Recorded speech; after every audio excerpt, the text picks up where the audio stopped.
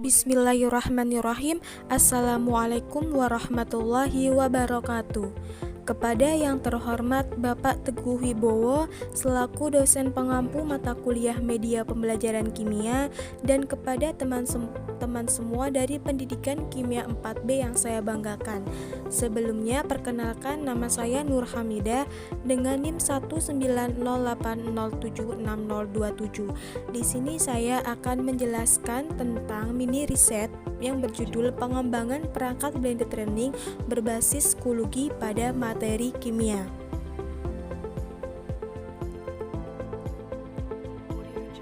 Nah, pokok bahasan yang akan dibahas pada video kali ini ada 4. Yang pertama yaitu studi pendahuluan, yang kedua yaitu pengembangan dari produk, yang ketiga ada perancangan produk, dan yang terakhir ada kelebihan dari perangkat yang sudah dipilih sebelumnya. Nah, kita masuk pada pokok bahasan pertama yaitu studi pendahuluan. Pada tahap ini akan dilakukan survei lapangan dengan observasi menggunakan pesan chat WhatsApp dan juga melalui Google Form dan kajian pustaka lainnya. Nah, survei lapangan ini dilaksanakan kepada peserta didik, letaknya pada SMA Negeri 2 Brebes kelas 11, dan juga kepada guru pengampu pelajaran kimia tersebut. Nah, observasi yang dilakukan itu mengenai media pembelajaran yang digunakan itu apa, kemudian keefektifan dari media dalam pembelajaran itu bagaimana, efektif atau tidak, kemudian kelebihan dan kekurangan dari media yang sudah dilakukan dalam selama pembelajaran di sekolah itu apa saja. Nah, berikut ada rekapitulasi hasil wawancara dengan guru di SMA Negeri 2 Brebes. Nah, yang pertama aspeknya media pembelajaran. Diperoleh identitas masalah yaitu media pembelajaran yang digunakan sudah beraneka ragam seperti Zoom, Telegram, dan WhatsApp group. Sebenarnya sudah sangat banyak yang sudah digunakan, bahkan Meet dan yang lainnya juga sudah. Namun di sini psikologi ibunya mengatakan belum pernah mencobanya. Kemudian aspek yang kedua yaitu mengenai kendala yang dihadapi itu apa saja selama pembelajaran. Nah, yang dihadapi itu mengatur siswa supaya dapat masuk dengan tepat waktu, alokasi waktu yang relatif singkat, sedangkan pada materi larutan penyangga itu dibutuhkan pemahaman materi yang mendalam. Kemudian aspek yang ketiga yaitu akses internetnya bagaimana. Nah, akses internet di sini yang digunakan guru bisa dikategorikan sering digunakan. Kendalanya adalah akses internet dari peserta didik yang terkadang mengalami gangguan internet, sehingga terkadang susah untuk melakukan pembelajaran. Dilakukan melalui Zoom atau Meet itu kadang susah, kadang peserta didik itu mengalami keluar masuk. Kemudian aspek yang terakhir yaitu pembelajaran kimia pada materi larutan penyangga. Nah, masalahnya itu waktu yang terlalu sedikit sehingga tidak lancarnya atau tidak terpenuhinya indikator pencapaian. Selain itu juga media yang disediakan guru terkadang cenderung sama dari waktu ke waktu. Selanjutnya ada hasil rekapitulasi wawancara dengan siswa. Aspek yang pertama yaitu aspek internet. Sejumlah besar peserta didik mengalami kesusahan sinyal ketika akan login ke Zoom maupun Meet, terlebih khusus pada siswa yang bertempat tinggal jauh dari kota, di mana jangkauan internetnya memang susah. Kemudian aspek yang kedua yaitu mengenai media pembelajarannya. Nah, dari beberapa siswa ini mengatakan bosan dengan media pembelajaran yang digunakan. Terkadang juga guru hanya memberikan materi tanpa dijelaskan secara terperinci. Kemudian yang ketiga itu sikap dari individu itu sendiri. Nah, sedikit peserta didik juga mengatakan lebih cepat lelah dan mengantuk apabila pembelajaran dilakukan dengan secara daring. Berbeda jika pembelajaran itu dilakukan secara offline tentunya. Kemudian aspek yang selanjutnya ada kondisi lingkungan.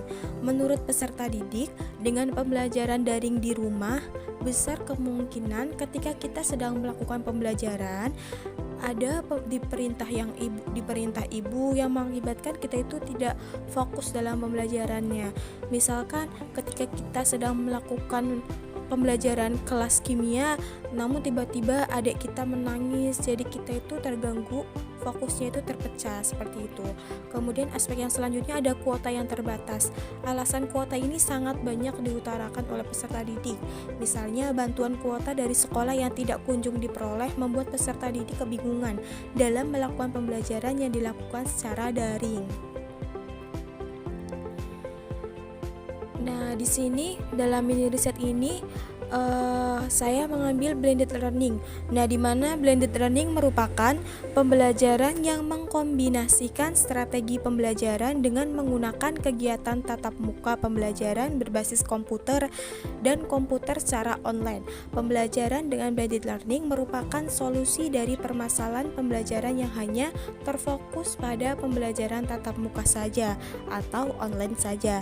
Jadi, pembelajaran blended learning ini dapat bermanfaat untuk siswa dan guru karena siswa tidak hanya banyak belajar di kelas tetapi juga belajar secara mandiri dengan menggunakan koneksi internet. Blended learning ini mampu memberikan peningkatan fleksibilitas, suasana, dan kemampuan untuk menjangkau siswa secara global. Dalam melakukan blended learning membutuhkan pelatihan khusus bagi guru karena perlu adanya persiapan bagi guru maupun siswa.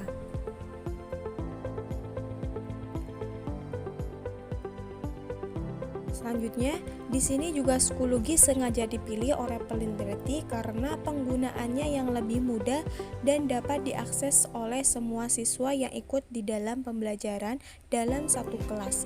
Dengan menggunakan psikologi ini bisa mempermudah interaksi antara siswa dengan guru yang bersangkutan, sehingga sangat mendukung pembelajaran yang sedang berjalan di kelas ataupun di luar kelas. Media pembelajaran akan lebih menarik jika menggunakan media pembelajaran yang berbasis e-learning. Proses pembelajaran dibuat dengan memanfaatkan sambungan internet sehingga bisa dilakukan di luar kegiatan belajar mengajar di dalam kelas.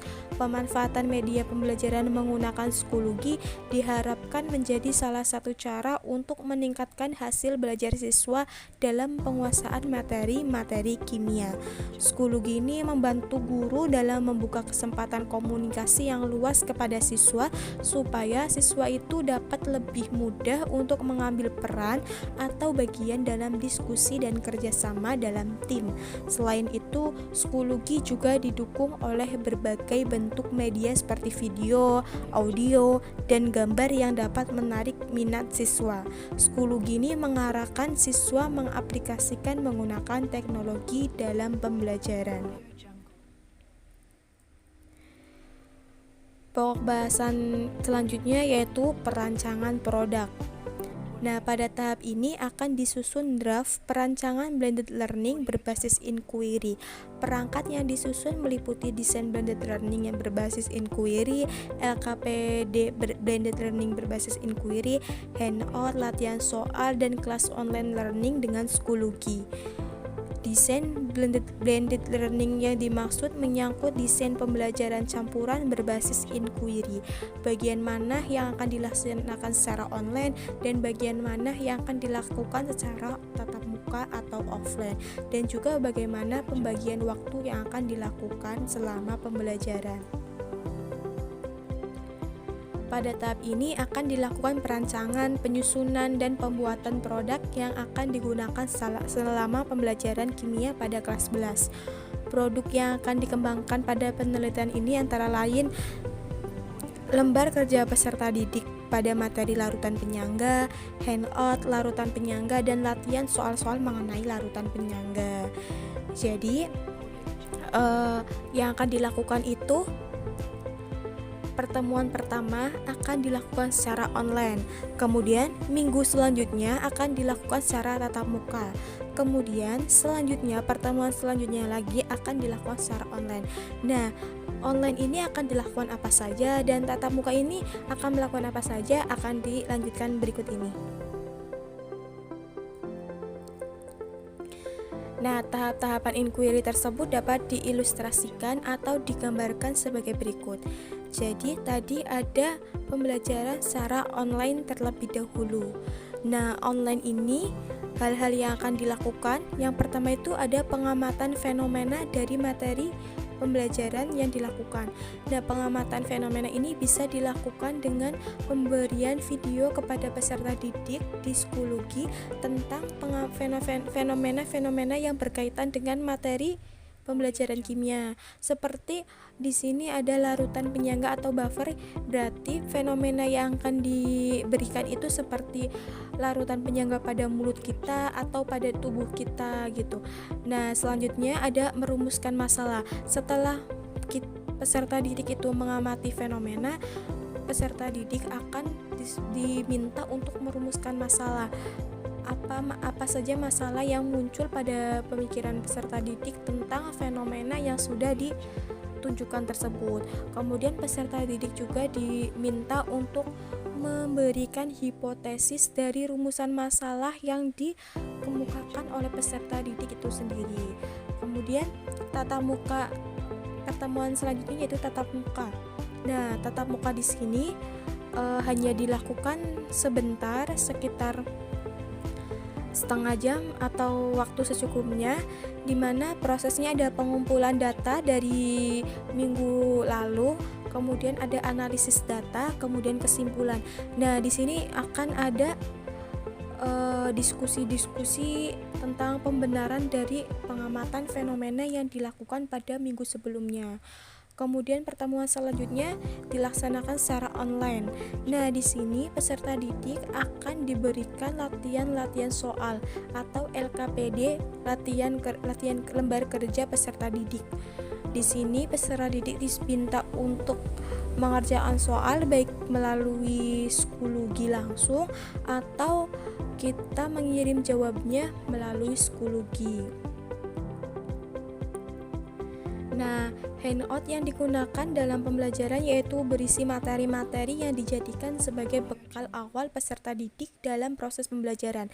Selanjutnya, soal latihan yang diberikan dengan tujuan supaya mengasah pemahaman peserta didik dan supaya peserta didik terbiasa berlatih mengerjakan soal-soal yang berkaitan dengan materi yang sudah diajarkan. Hal terakhir yang dikembangkan adalah kelas online, di mana kelas online tersebut digunakan sebagai tempat ketika melakukan kegiatan pra-tatap muka dan juga pasca tatap muka. Kelas online ini juga digunakan untuk mengirimkan materi-materi yang akan diajarkan kepada peserta didik yang nantinya akan lebih mudah jika akan dipelajari berikutnya. Selanjutnya yaitu ada pengembangan produk. Nah, pada proses pengembangan produk ini dilakukan uji kevalidan hasil rancangan perangkat yang sudah dirancang. Pengembangan produk dapat diuji melalui peserta didik mengenai keefektifan selama penggunaan semua tahapan tersebut.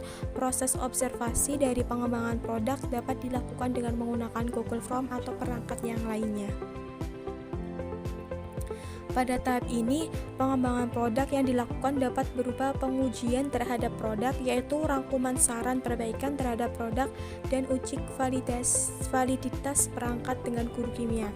Jadi tadi perangkat pembelajaran yang digunakan pada penelitian ini yaitu lembar kerja peserta didik, handout, dan materi pembelajaran berupa PPT. Nah, setelah berdiskusi dengan guru kimia pada SMA Negeri 2 Brebes, saya memperoleh beberapa saran perbaikan. Yang pertama pada perangkat pembelajaran LKPD, yaitu menerapkan kegiatan blended learning yang digunakan pada setiap kegiatan. Yang kedua pada perangkat pembelajaran handout, yaitu saran perbaikannya fungsi dari larutan penyangga dalam kehidupan sehari-hari. Maksudnya ditambahkan materi tentang fungsi larutan penyangga dalam kehidupan sehari-hari. Kemudian perangkat pembelajaran yang ketiga yaitu materi pembelajaran dalam bentuk PPT. Nah, di sini tuh ada kurangnya contoh soal mengenai materi pembelajarannya. Jadi nanti saya akan menambahkan contoh-contoh dari larutan penyangga tersebut. Kemudian, penelitian ini memiliki tujuan utama yakni untuk menghasilkan perangkat blended learning yang berbasis pada psikologi dengan model pembelajaran inquiry pada materi kimia khususnya larutan penyangga. Hal ini dilakukan sebagai usaha untuk memberikan kesempatan alternatif sistem pembelajaran yang dapat diterapkan guru dan dapat menutupi kekurangan-kekurangan media pembelajaran yang selama ini digunakan. Memberikan solusi bagi guru dan peserta didik yang bila mana biasanya dalam pembelajaran adanya kekurangan waktu sehingga peserta didik kurang paham dengan materi tersebut dan terkesan terburu-buru dalam memahami suatu materi pembelajaran. Perangkat blended learning ini dapat digunakan secara mandiri. Perangkat tersebut meliputi LKPD atau lembar kerja peserta didik, handout yang berisi materi-materi, dan kelas online yang berupa psikologi. Aspek perangkat blended learning yang digunakan atau yang dikembangkan adalah diskusi berdasarkan langkah-langkah inquiry, yakni adanya orientasi, merumuskan masalah, membuat hipotesis, mengumpulkan data, menganalisis data tersebut, dan yang terakhir ialah menarik kesimpulan. Nah, LKPD yang digunakan dan yang dikembangkan dengan tujuan sebagai salah satu paduan peserta didik dalam menjalankan pembelajaran. LKPD ini juga didesain dengan sebaik mungkin dan semenarik mungkin sehingga peserta didik menarik dan menumbuhkan rasa semangat pada peserta didik untuk mengikuti pembelajaran. Pada LKPD ini juga terdapat kompetensi dasar yang harus dicapai, tujuan pembelajaran dan petunjuknya. Hal tersebut dapat mempermudah peserta didik dalam belajar. Selain itu, dalam penelitian ini juga disediakan handout yang berupa PPT, dan PPT itu berfungsi sebagai bahan bacaan sebelum pembelajaran dimulai. Setiap aspek perangkat yang dikembangkan memiliki keterkaitan satu sama lain. Salah satunya adalah ketersediaannya video tentang fenomena larutan penyangga yang juga disediakan dalam kelas online yang mampu mempermudah peserta didik dalam merumuskan masalah dan mengajukan hipotesis. Nah, selanjutnya akan ditunjukkan perangkat pembelajaran yang digunakan pada mini riset ini. Nah, di sini yang pertama ada lembar kerja peserta didik atau LKPD. Nah, di sini kita akan membuat peserta didik itu menjadi beberapa kelompok.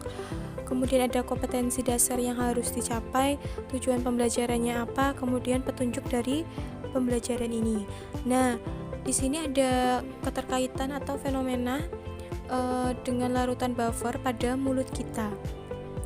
Kemudian setelah itu kita akan berdiskusi dengan beberapa soal.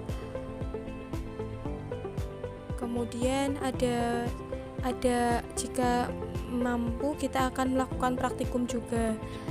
Nantinya akan perbanyak soal-soal yang harus dikerjakan peserta didik dari pengamatan seperti ini. Kemudian untuk handoutnya tentang materi-materi dari larutan penyangga bisa dilihat seperti pada layar. Nah, di sini sudah ada contoh-contohnya dan juga materi perhitungannya. Selanjutnya itu ada PPT materi tentang larutan penyangga. Isinya bisa dilihat pada layar, ada tujuan pembelajarannya, kemudian ada peta konsep yang akan dibahasnya, kemudian ada pengertian larutan penyangga, ada komposisi larutan penyangga, dan seterusnya. Ada contoh soalnya juga. Nah, seperti contoh soal dari larutan penyangga, terus ada fungsi-fungsinya juga. Yang pertama ada sistem penyangga karbonat dalam darah, sistem penyangga fosfat dalam cairan sel. Seperti itu.